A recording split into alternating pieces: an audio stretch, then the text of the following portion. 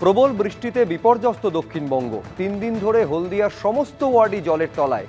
বাগুই এবং গেলেঘাইয়ের জলে প্লাবিত পটাশপুর, ভগবানপুর বিধানসভা সহ বেশ কিছু অংশ। আসানসোলের একাংশ জলের তলায়। টানা বৃষ্টিতে ফুঁসছে বাঁকুড়ার গন্ধেশ্বরী নদী। জলের তলায় চলে গেছে মানকানালি সেতু। গতকাল রাতে সেতু পারাপারের সময় জলের তোড়ে ভেসে গেল ডাম্পার। বরাত জোরে প্রাণে বেঁচে যান চালক এবং খালাসি। বিভিন্ন জায়গার ছবি আপনাদের সামনে আমরা রেখেছি। হলদিয়া, পটাশপুর, আসানসোল, বাঁকুড়া, ঝাড়গ্রাম এবং পুরুলিয়ার ছবি।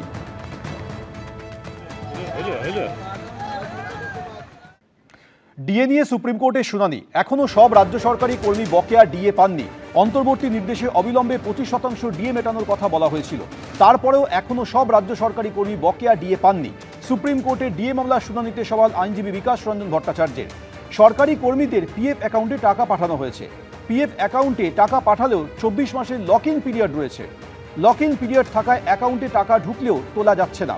সুপ্রিম কোর্টে ডিএ মামলায় শুনানিতে সওয়াল রাজ্য সরকারি কর্মীদের আইনজীবীর। বকেয়া ডিএর জন্য 7,700 কোটি টাকা ছাড়া হয়েছে। লক ইন পিরিয়ডের বিষয়ে কিছু জানা নেই। আদালত বা সুপ্রিম কোর্টের গড়ে দেওয়া কমিটির কাছে আমরা আমাদের জবাব পেশ করব, সুপ্রিম কোর্টে জানিয়েছেন সলিসিটর জেনারেল তুষার মেহতা।